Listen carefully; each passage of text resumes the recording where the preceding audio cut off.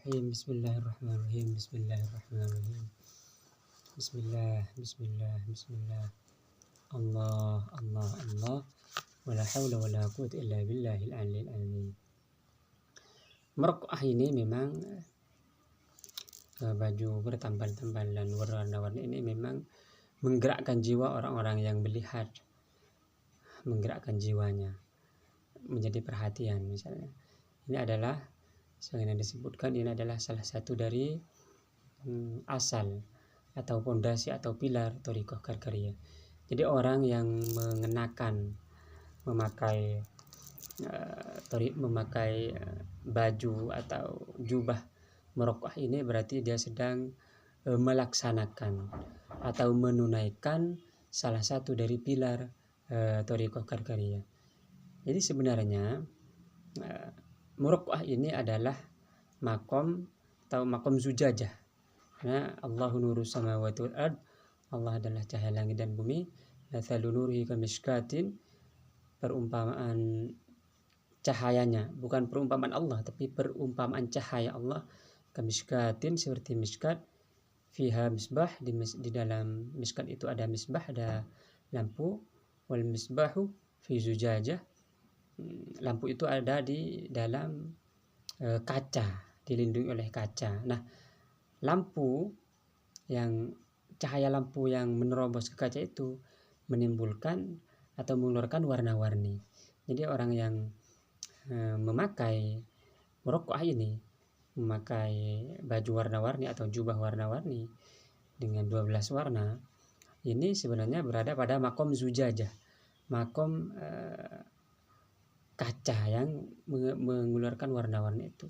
Jadi hingga seorang murid itu masuk ke dalam kaca ini, masuk untuk memahami asma atau nama-nama Allah, Asmaul Husna.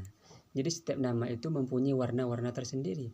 Satu nama punya satu nama, satu warna, satu nama mempunyai satu warna. Satu nama Allah mempunyai satu warna. Itu bermacam-macam.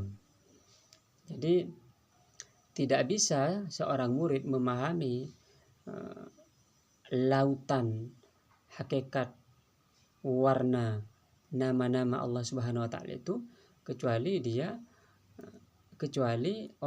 seorang murid itu memakai atau melaksanakan asal pondasi atau pilar yang berupa baju warna-warni ini atau murokah ini. Nah, jadi jika tidak memakai, karena thariqah itu zauq, melaksanakan sendiri. Nah, kalau tidak memakai berarti untuk memahami tidak bisa, karena kalau memahami dari buku berarti dia bukan thariqah. Jadi memahaminya itu memahami dari zauq, memahami sendiri, memahami dari cahaya Allah yang ada di dalam hatinya. Jadi harus memakai sendiri untuk memahami hal itu.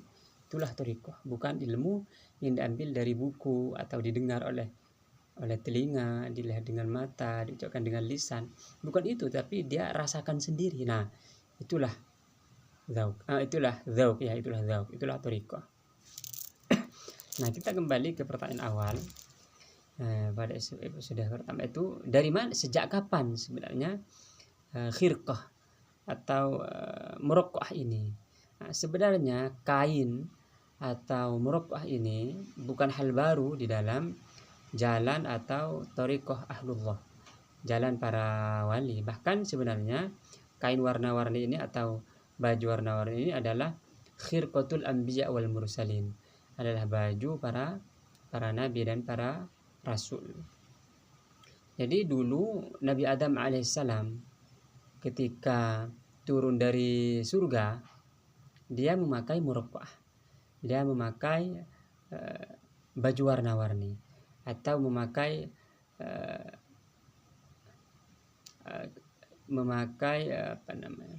kain misalnya, tapi kain warna-warni.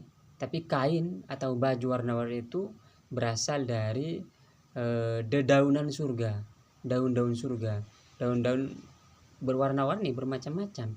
Jadi Nabi Adam itu ketika di dalam surga itu memang menjahit lah, kalau kita bahasakan, menjahit daun-daun yang berwarna-warni di dalam surga itu, dan dijadikan sarung atau dijadikan pakaian.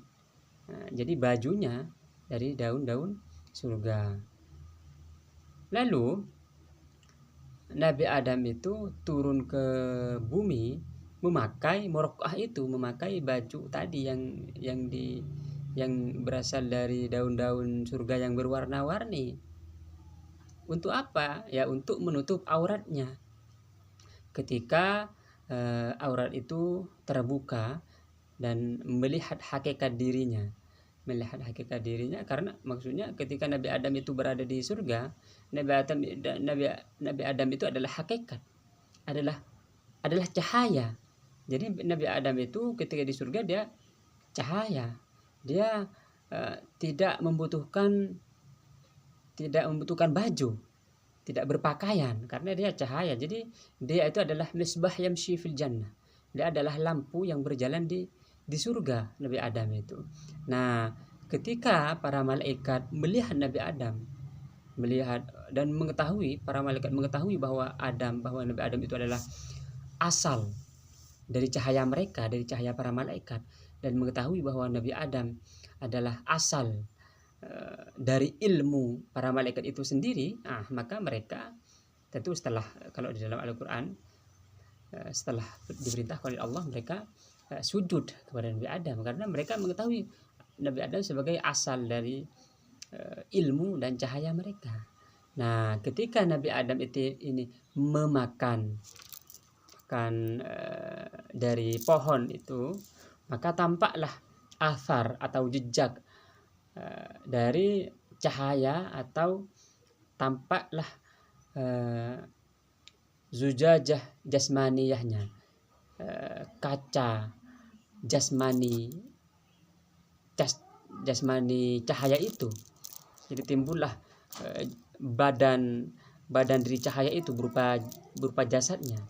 Nah, lalu bagaimana Nabi Adam ini untuk menutup rupa itu agar dia tidak fokus, tidak hanya hatta yantabih li zahiriha, agar Nabi Adam itu tidak fokus kepada badan yang sudah berjasad, agar Nabi Adam kembali kepada hakikatnya yang pertama, hakikat sebagai qabdah nuraniyah, sebagai secercah cahaya. Maka dia menutupinya dengan dedaunan surga. Lalu dia memungut